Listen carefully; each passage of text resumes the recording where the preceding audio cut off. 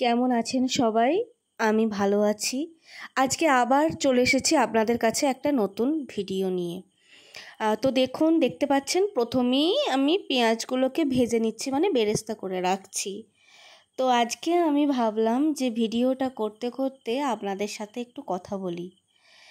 মানে আমারও নিজের, সবার ক্ষেত্রেই বলছি, প্রতিটা মানুষের ক্ষেত্রে, যারা ধরুন বাইরে থাকে বা যারা সার্ভিস করে, বাড়ির বাইরে বেরোয়, সবাইরই তো একটা জীবন আছে আলাদা আলাদা।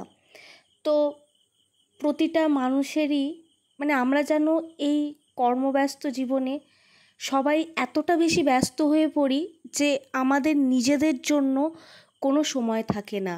নিজেদের জন্য মানে আমরা মনে মনে কি ভাবছি বা আমাদের মনটা কি চাইছে, বা অনেকের হয় যে কেউ ভালো ছবি আঁকেন, কেউ ভালো গান করেন, কেউ ভালো নাচ করেন, কিন্তু সাংসারিক চাপে বলুন বা কর্মজীবনের ব্যস্ততায় বলুন, সব যেন আস্তে আস্তে হারিয়ে যায়।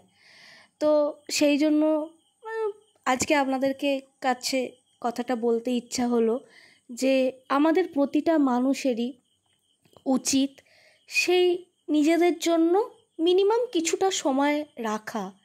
সেটা হতে পারে যে প্রতিদিন হয়তো হচ্ছে না, কিন্তু সেটা সপ্তাহে 3 দিন তো হতে পারে। নিজেদের জন্য যদি সময় না থাকে, আস্তে আস্তে কিন্তু আর কোনো কিছুতেই মন লাগবে না। আমি চাকরি করি, আমাকে রোজ সকালবেলা উঠে যেতে হয়, অফিসে গিয়ে কাজ করতে হয়, আমি আবার বাড়িতে আসি। তার সাথে সাথে চেষ্টা করি নিজেকে সময় দেওয়ার, হয়তো অতটা হয়ে উঠতে পারে না, কিন্তু চেষ্টাটা চালিয়ে যেতে হয়, চেষ্টাটা করতে হয়। না হলে কিন্তু জীবনটা বড্ড একঘেয়েমি হয়ে যায়। তখন আপনি যে কাজটা করছেন তাতেও কিন্তু মন দিয়ে কাজটাও আপনি ঠিক করে করতে পারবেন না। ইচ্ছা হলো হঠাৎ করে আজকে আপনাদের সাথে কথাগুলো বলার, তো বললাম। আর আজকে যে আমি রান্নাটা করছি সেটা অ্যাকচুয়ালি কারোর কোথাও রেসিপি আমি কিচ্ছু দেখিনি।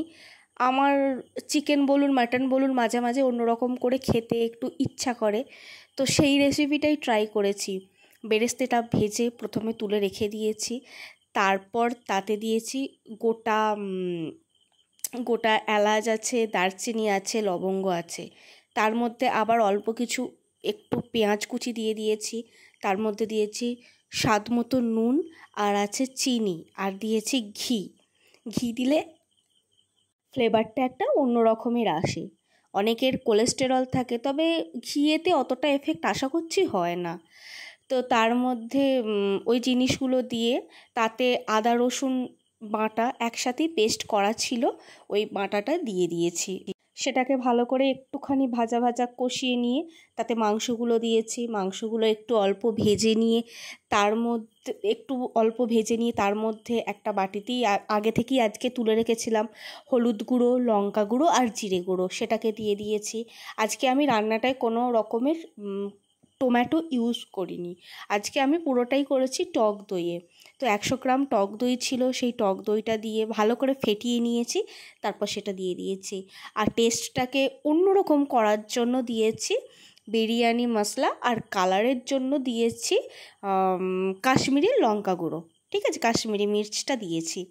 আর এই মাংসটা যখন কষছিলাম, আগে থেকে যে বেরেস্তাটা তুলে রেখেছিলাম সেটা আমি অল্প কিছুটা ছড়িয়ে দিয়ে তারপর ঢাকা দিয়ে সেটাকে কষছিলাম, কারণ ঢাকা দিলে সেই ভেপারটাতে মাংসটা সিদ্ধও হবে, আর প্রথম থেকে যেহেতু মশলাটা দিয়ে রেখেছি, মশলাটা ভালোভাবে মাংসের মধ্যে ঢুকবে। তো ঢাকা চাপা দিয়ে রান্নাটা করছিলাম। আর একটা কথা বলার, এটাকে আপনারা যদি চান অন্যভাবে করতে পারেন, সেটা হচ্ছে দইটা আর যে বেরেস্তাটা আছে সেই কিছুটা বেরেস্তা মিক্সিতে আপনারা পেস্ট করে নিতে পারেন, মানে একবার ঘুরিয়ে নিলে বেরেস্তাটা গুঁড়িয়ে যায়, সেটা দিয়েও কিন্তু আপনারা করতে পারেন, সেটাও খুব ভালো লাগে খেতে। ওটা আগে আমি করেছি, ওটাও সুন্দর লাগে। আর শেষে দেখতে পেলেন কসুরি মেথি দিয়ে আমি পুরো ব্যাপারটাকে আর কি একটু জমকালো করে দিলাম টেস্টটাকে এনহ্যান্স করার জন্য। আর শেষে যদি চান একটা ঘি অল্প সামান্য দিতে পারেন, না দিলেও অসুবিধে নেই। আমি দেখুন রুটির সাথে খেয়ে নিয়েছি। টাটা।